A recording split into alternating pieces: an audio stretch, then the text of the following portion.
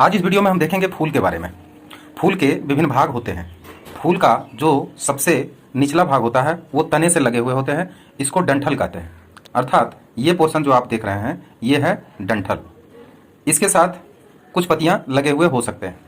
इसके बाद जो फूल का दूसरा भाग है वो भाग है उसका पुष्पासन, जिसको कि रेसेप्टिकल्स भी कहते हैं। पुष्पासन वाला जो भाग है वो है आपका ये वाला पोर्शन, इसको पुष्पासन कहते हैं, क्योंकि पुष्प का जो प्रमुख चारों भाग है वो इसी के ऊपर लगे हुए होते हैं।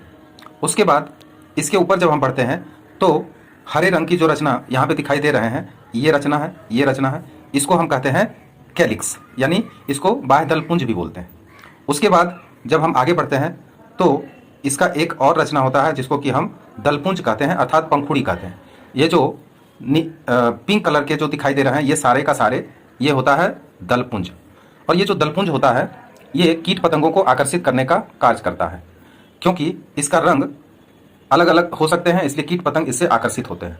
कीट पतंग का काम है फूल को निषेचन की क्रिया कराने में सहायता करना, अर्थात यह परागन की क्रिया में भी सहायता करता है। इसके बाद फूल का जो अंदर वाला पार्ट है वो आवश्यक अंग है, जिसमें एक एंडोसियम होता है, दूसरा गैनेसियम होता है, अर्थात एक पुमंग होता है और दूसरा जायांग होता है। तो जो पुमंग वाला पोर्शन है वो है ये वाला पोर्शन, इसको पुमंग कहते हैं। ये पुमंग का मुख्य रूप से 3 भाग होते हैं। ये जो गोल गोल रचना आप देख रहे हैं इसको एंथर कहते हैं, और इससे जो जुड़ी हुई रचना है इसको फिलामेंट कहते हैं। इसको मेल रिप्रोडक्टिव पार्ट भी बोलते हैं। और उसके बाद जो इसके भीतर का रचना है इस रचना को हम गाइनेसियम कहते हैं, और गाइनेसियम का भी 3 पार्ट होते हैं।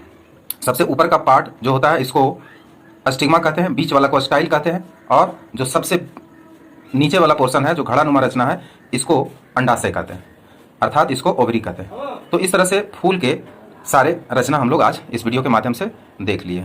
Thank you very much.